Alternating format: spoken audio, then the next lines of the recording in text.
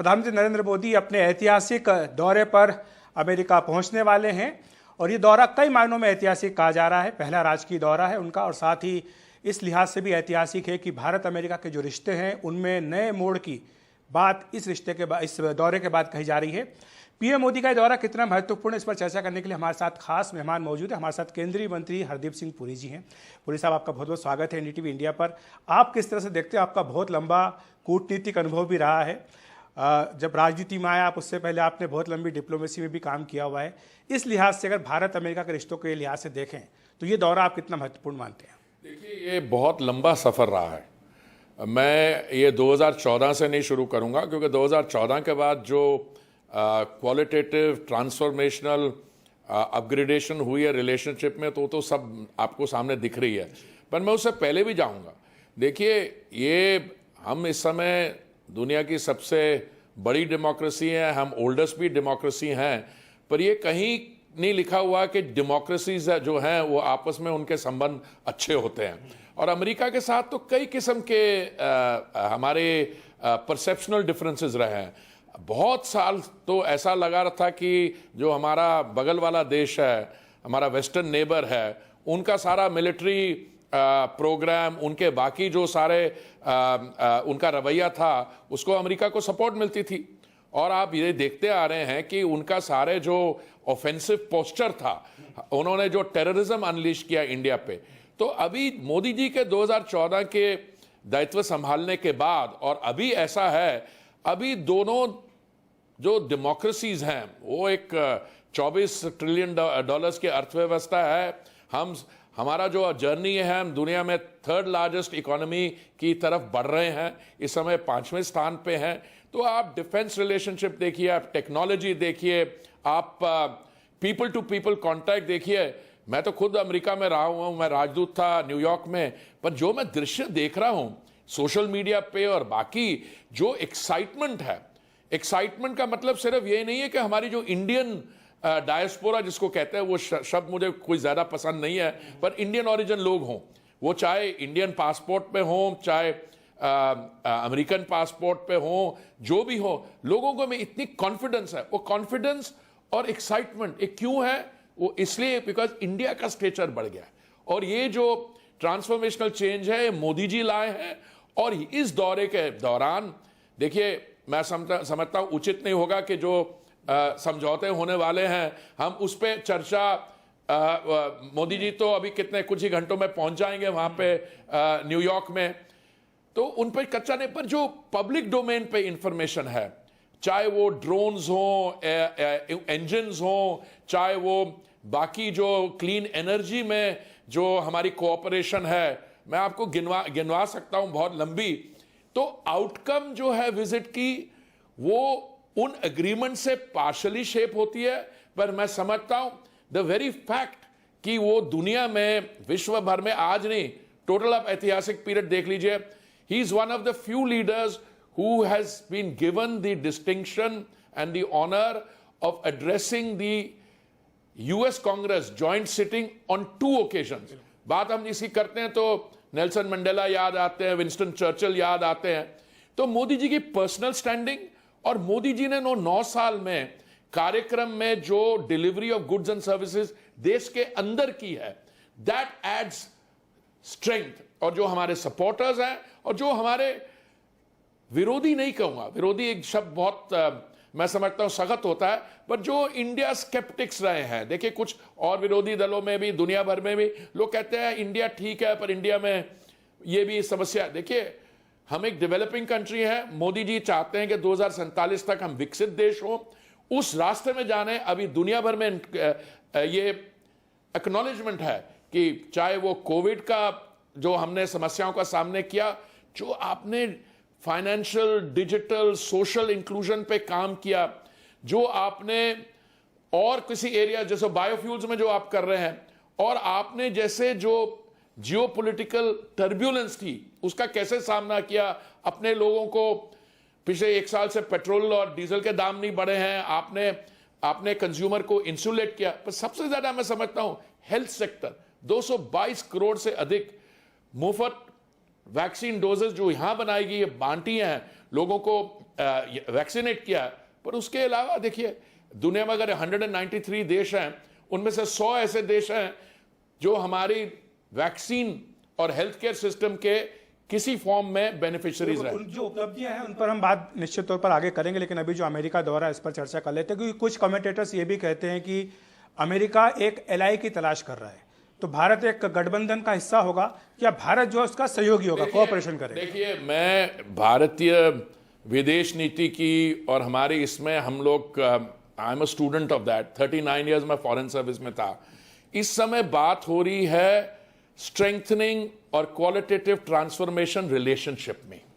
ये एलाई शब्द जो है, ये नॉर्मली आप परसेप्शन में लगे कि कोई किसी का अलाई, हाँ हम डेमोक्रेसी में अलाइज हैं, हम लोग अर्थव्यवस्था में अगर हम काम करना चाहते हैं ग्रीन हाइड्रोजन पे हम अलाइज हैं, पर I think that is the spirit in which we are moving.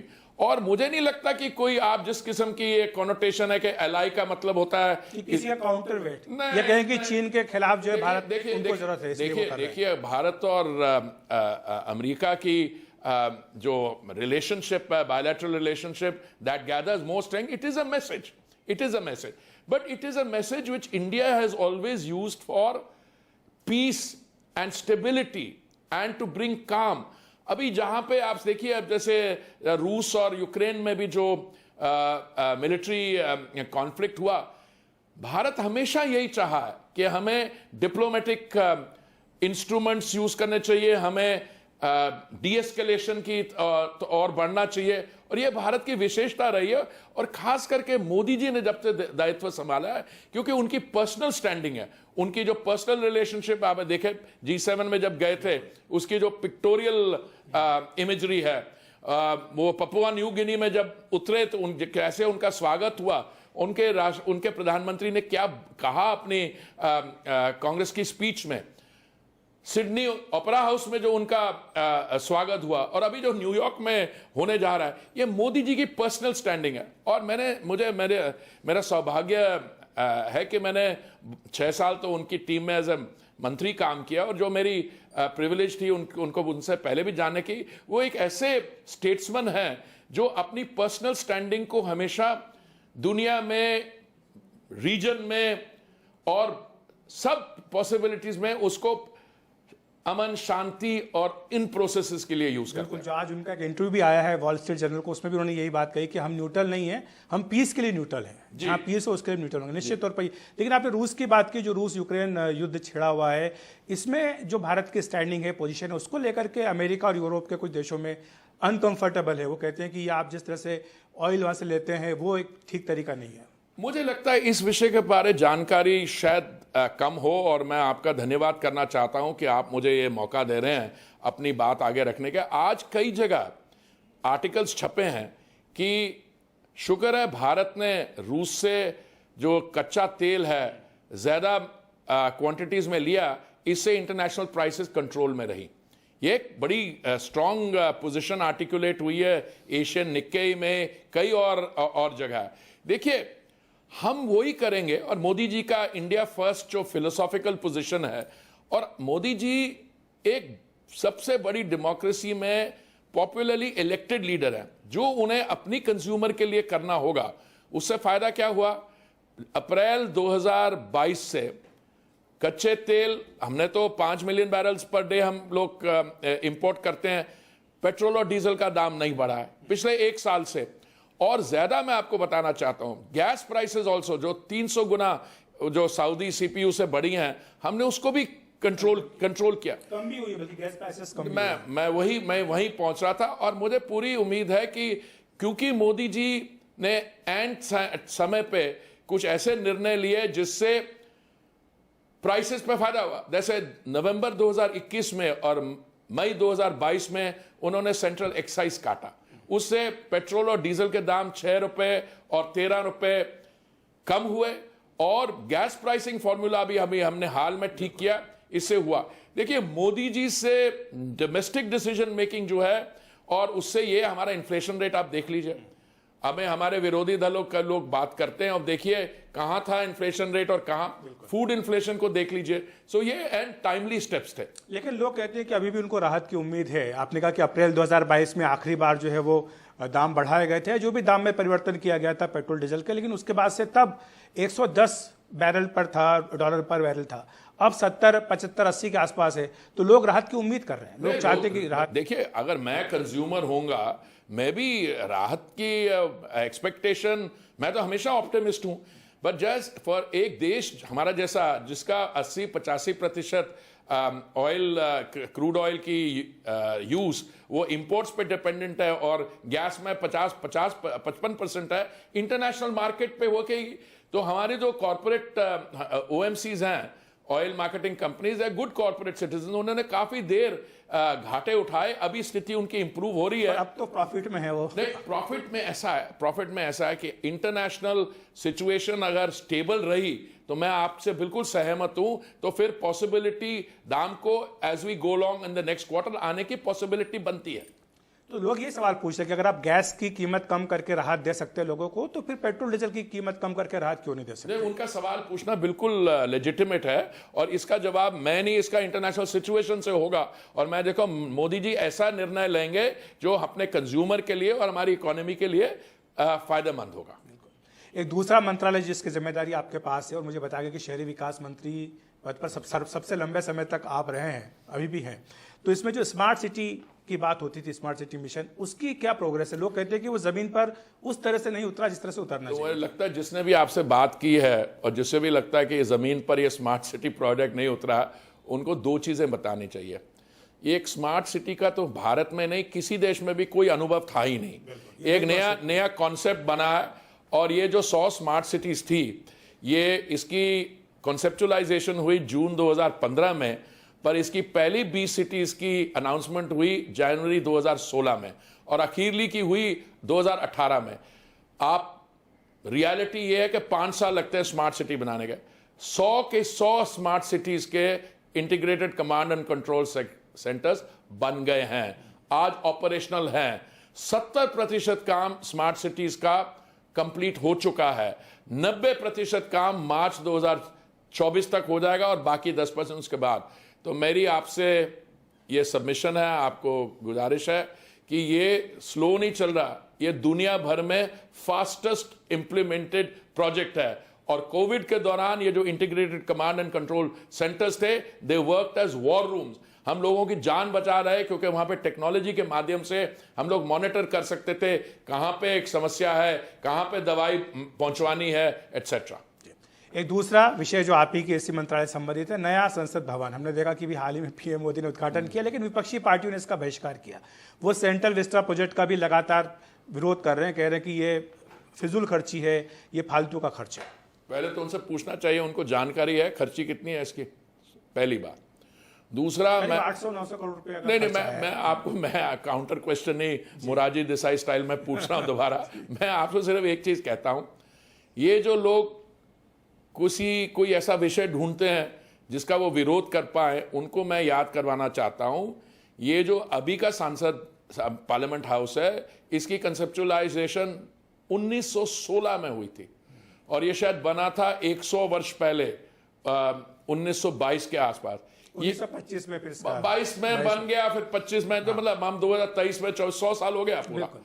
अब देखिए, ये कभी जिन्होंने बनाया था उनके मन में ये था ही नहीं कि ये भारत एक इंडिपेंडेंट कंट्री होगी और उसको लेजिस्लेचर चाहिए होगा।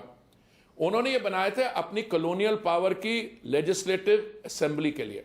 दूसरी बात, उनको ये भी जानकारी होनी चाहिए हमारे मित्रों को कि 2026 में वो जो डिलिमिटेशन है, तो हमारी जो पार्लियामेंट लोकसभा की साइज है वो बढ़ेगी। और इसकी डिमांड तो हमने नहीं की। पिछले 70, मैं 2047 से आऊं तो मैं बता सकता हूं, जब कांग्रेस की सरकार थी उस समय श्रीमती मीरा कुमार जी ऑनरेबल स्पीकर थी, उनके सचिव ने, उस समय अर्बन डेवलपमेंट मंत्रालय कहलाया जाता था, उनको एक चिट्ठी लिखी कि भाई साहब कि इसका बनाइए, बिकॉज ये तो पार्लियामेंट बहुत रिस्ट्रिक्टिव। दूसरा बड़ी बात यह है, देखिए, हम इस समय अभी भी जो हमारी पार्लियामेंट की स्ट्रेंथ है, लोकसभा राज्यसभा, वहां पे बैठने के लिए उनके लिए भी जगह नहीं है। इसलिए जब इसकी स्ट्रेंथ बढ़ेगी, दूसरा सेस्मिक जोन से हम हटके, अभी ये इसको इसको रीसपोर्ट करना चाहिए। और दूसरा, अगर सेंट्रल विस्टा की पूरी बात करें, भाई साहब आपको शायद जानकारी होगी, सरकार जमीन को ओन करती है, फिर भी हम हर वर्ष 1000 करोड़ किराए पे स्पेंड करते हैं दफ्तरों को ढूंढने के लिए। इसलिए ये सिर्फ सेंट्रल विस्टा का तो एक प्रोजेक्ट का ओवरऑल नाम कर्तव्य पथ जो बना है, नई पार्लियामेंट बिल्डिंग, जो सरकारी दफ्तर हैं उनकी बिल्डिंग्स, उपराष्ट्रपति जी का, तो सारी मिला के अगर प्रोजेक्ट कॉस्ट देखें, अब उस समय कहते थे क्योंकि आप इसमें खर्चा कर रहे हैं कोविड पे कमी रह जाएगी। अब तो कोविड की बात उन्होंने बंद कर दी करनी, क्योंकि भारत एक ऐसा देश है। देखिए, मैं अपने मुंह से कोई ऐसी बात नहीं निकालना चाहता हूं। मैं आज गया था, एक बड़ी मीटिंग थी, किसी एक व्यक्ति ने मास्क नहीं पहना हुआ था। जब मैं जाता हूं पब्लिक मीटिंग में, पूछता हूं हमारे यहां सब लोग डबल वैक्सीनेटेड हैं कि नहीं, तो कुछ युवा हमारे कार्यकर्ता ऊपर से हाथ हिला रहे। मैं घबरा गया, मैंने कहा इनको डबल डोज नहीं मिली, कह रहे नहीं हमें 3 डोज मिल चुके। तो ऐसा है कि जो हेल्थ सेक्टर में काम करना था मोदी जी की सरकार ने, थोड़ा सा पॉलिटिक्स पे बात कर लेते हैं, क्योंकि दिल्ली की बात हो रही है। केजरीवाल सरकार यहाँ पर है, वो कह रहे हैं कि जो ऑर्डिनेंस लेकर के आए हैं पूरे देश में वो इसके लिए समर्थन जुटा रहे हैं। 23 तारीख को पटना में मीटिंग हो रही, बोले पहला एजेंडा यही होगा। देखिए, मैं केजरीवाल जी के साथ मैं काम करता हूं, क्योंकि वो दिल्ली के मुख्यमंत्री हैं और मेरा सौभाग्य रहा है कि मैं उनके साथ भी डील कर सकता हूं। मैं आपको बताते कांग्रेस पार्टी का जो भ्रष्टाचार था उसके खिलाफ एक जन आंदोलन अन्ना हजारे जी लाए। और आपको याद होगा जब ये रामलीला ग्राउंड में जब बड़ी मीटिंग्स होती थी जहां पे अन्ना हजारे जी के, तो आम आदमी पार्टी का उस समय जन्म नहीं हुआ था। तो केजरीवाल से क्या आप अपने इस आंदोलन को एक राजनीतिक आंदोलन में बदलना चाहेंगे? उन्होंने कहा बिल्कुल नहीं हम करना चाहेंगे। अब ये ऑर्डिनेंस की जहां तक बात आती है, कांग्रेस पार्टी का मैंने बयान पढ़ा, उनके किसी नेता का, मुझे नाम याद नहीं आ रहा, उन्होंने कहा कि इस ऐसे व्यक्ति को कभी ये पावर्स नहीं देनी चाहिए। उसके अलावा मैंने खुद किताब लिखी है, मैंने कुछ मेरे आर्टिकल्स हैं पुराने, इन्होंने 2013 में क्या किया, 14 में क्या किया। देखिए, पॉलिटिकल पावर देश की राजधानी में एक्सरसाइज करने के लिए बहुत मैच्योरिटी और मैं सबमिट करता हूं पेशेंस और एक गवर्नेंस स्टाइल उसके लिए चाहिए होता है कि आप सब चीजें लेके मिले। अब मैं आपको बताता हूं इन्होंने क्या किया। जो इनके यहां वो था विजिलेंस का सेक्रेटरी, मुझे नाम याद नहीं आ रहा, रात को अर्ली मॉर्निंग 2-2:30 बजे उस व्यक्ति के कमरे को रेड करके इन्होंने वहां से फाइलें उठाई और दूसरे कमरे में ले गए, कुछ में श्रेडर में डाली, कुछ में फोटोकॉपी की। अगर ये वर्किंग स्टाइल है, जो इनके अधिकारी इनके इशारों पे नहीं चलते, उनके पंजाब में रिश्तेदार हैं तो उन पे कार्रवाई शुरू कर दी। तो केजरीवाल जी को I wish him the best of luck. पहले ऑपोजिशन में पार्टीज में ऑर्डिनेंस की सपोर्ट करा ले, बाकी हम देखेंगे उसके बाद। नहीं तो क्या आप कॉन्फिडेंट है कि ये राज्यसभा में आप लोग इसको पारित करा लेंगे? कॉन्फिडेंट नंबर से इसमें आई डोंट थिंक किसी को इसमें डाउट है, इसमें ये आराम से पारित हो जाएगा 100%। अगर पंजाब की बात करें, दूसरी सरकार जो आम आदमी पार्टी की, आज ही वहां पर विधानसभा में एक उन्होंने पारित किया। उन्होंने कहा कि जो गुरबानी होती है पवित्र मंदिर में, वहां की वो केवल एक चैनल पर न हो, सारे सब दूर होनी चाहिए। देखिए, ये कुछ पंजाब में जो हो रहा है, मैं किसी में टिप्पणी मैं माफ़ी मैं चाहूँगा इस चीज़ के बारे में। मेरे को खास करके जाने जो पहले एक चैनल पे चलती थी उसमें भी कुछ वो एक्सक्लूसिवनेस और मोनोपोली था, ये कर रहे हैं, मैं उसमें पढ़ना नहीं चाहता हूँ। पर मैं आप ये कहूँगा कि पंजाब इस समय पंजाब में बहुत अर्जेंट नीड है कि वहाँ की जो पॉलिटिक्स है, अब पीछे इन्होंने सब हल्ला बजाते हैं इसको सस्ता कर दो, इसको सस्ता कर दो। अभी मैंने देखा इन्होंने पेट्रोल और डीजल के दाम बढ़ा दिया। दूसरा मैं देख रहा हूँ इनका जो ओवरऑल डेट है, जो उस समय 2,81,000 करोड़ था और बाद में पता लगा 4.5 लाख करोड़, वो भी बढ़ता बढ़ता जा रहा है। उस दिन मुझे मिलने आए थे माननीय मुख्यमंत्री जी, उन्होंने मुझसे कुछ ऐसे बातें कही तो मैं तो हैरान रह गया। लगता है कि उनको अभी भी, और मैं इसलिए नहीं कह रहा हूं कि ये पॉलिटिकल प्रोसेस है, ये रियलाइजेशन कि इस किस्म की पॉलिटिक्स और ये मॉडल जो है ना रेवड़ी का, इसमें इनहेरेंट लिमिटेशंस होते हैं। और इसलिए मैं और ज्यादा टिप्पणी नहीं करना चाहूंगा। इसका जवाब एक तो मुझे आखिरी पता प्रश्न जाते जाते- जनता देगी। बिल्कुल, जाते जाते आखिरी प्रश्न, क्योंकि ये कहा जा रहा है कि जो राज्यसभा में मंत्री हैं वो लोकसभा का चुनाव भी लड़ सकते हैं। आप तो 2019 में लड़े। राज्यसभा में हमारे जो मंत्री हैं ना, वो अभी बहुत यंग हैं। जैसे पीयूष गोयल जी हुए, जैसे ये धर्मेंद्र प्रधान जी हैं, और बाकी जोगर है।